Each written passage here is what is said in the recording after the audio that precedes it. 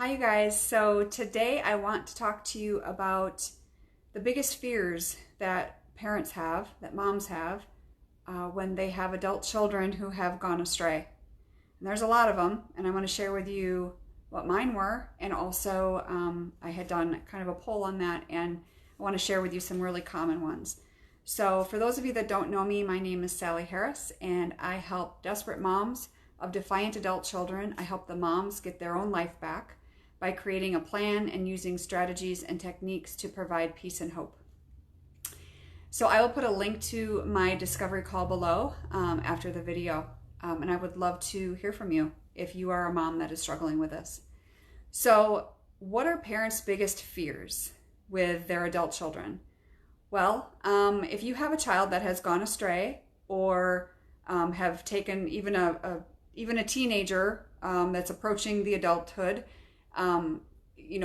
whether they're on the street or they are in your home or they're not in your home, I think I can tell you what my biggest fear was always is that my daughter would end up missing and no one would know she was missing. And those thoughts went through my head all the time and they were driving me insane. And I had to take those thoughts captive. I want to share with you some other ones that some other people had shared with me, what their biggest fears were. And so one is not learning from their mistakes and that they'll never grow up mentally. It's a very valid fear, right? That I might not ever see him again. That just breaks my heart. But that too is a very valid fear, very similar to mine. That they won't find health. That they will never know how to be an adult. Can't pay bills, have respect, or work for the things that he wants, she said. Another one is overdose. That's another fear that a lot of moms have. So depending on the walk that your child is on, us moms literally get sucked into the same path.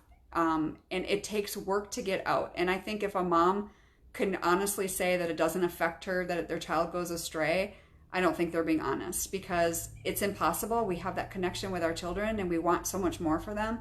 So it's natural to feel out of control and it's natural to feel helpless. But at the same time, then at some point you have to turn it around and make the decision to get yourself better, because you're ruining the rest of your own life as well. Because we all know we cannot control our child. As much as we think we can, we can't. And the sooner that we come to grips with that and actually start living life that way, then at least we can also have a happy life. And many, many times as the mom gets better, it's crazy, but the kid gets better. And obviously it's not always, but I've seen it personally, and I've seen it with a lot of other moms. That when the mom, because you're literally a different person when you're walking that path with your child and you're losing yourself at the same time. Like for me, I became an alcoholic.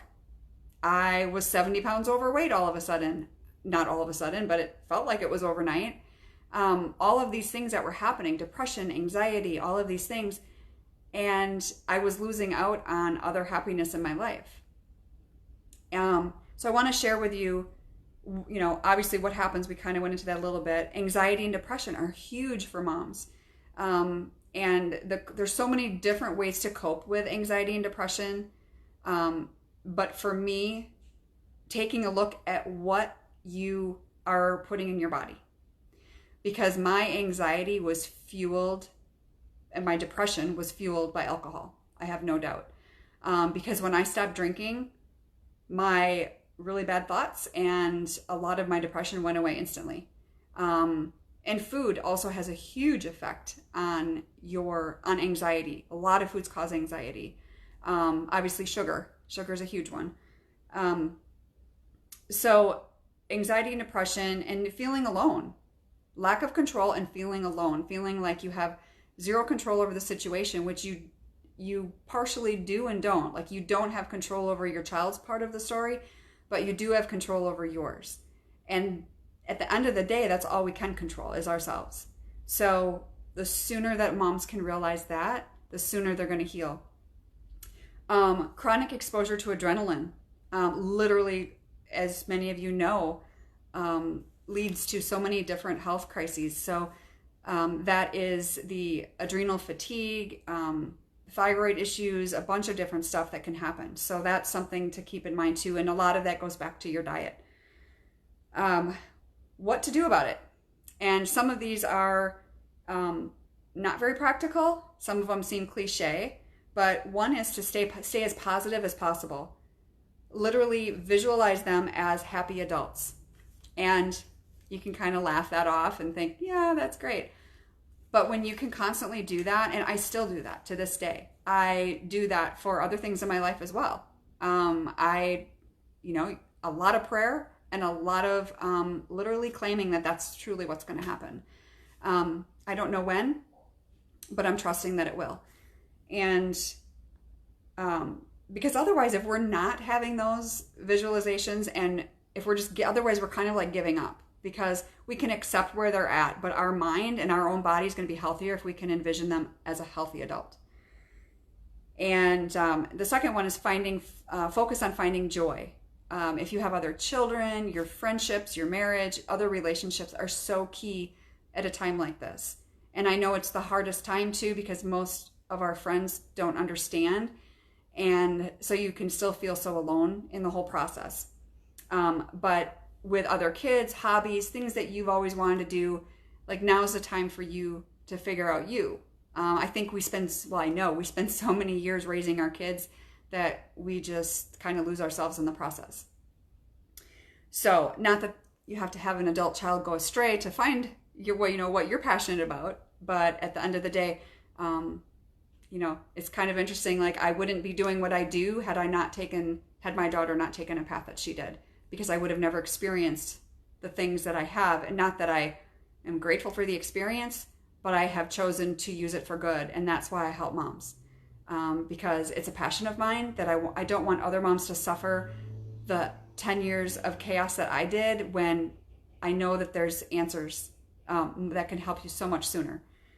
So I know those sounded practical. So truly, we need to just do the work. So visualization and trying to focus on finding joy, they're important.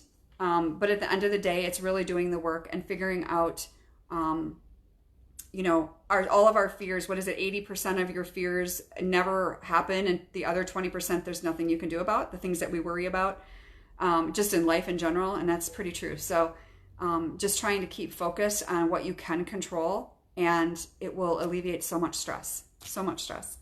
So if you're a mom that's dealing with this and you would like to talk, I would love to talk to you about it.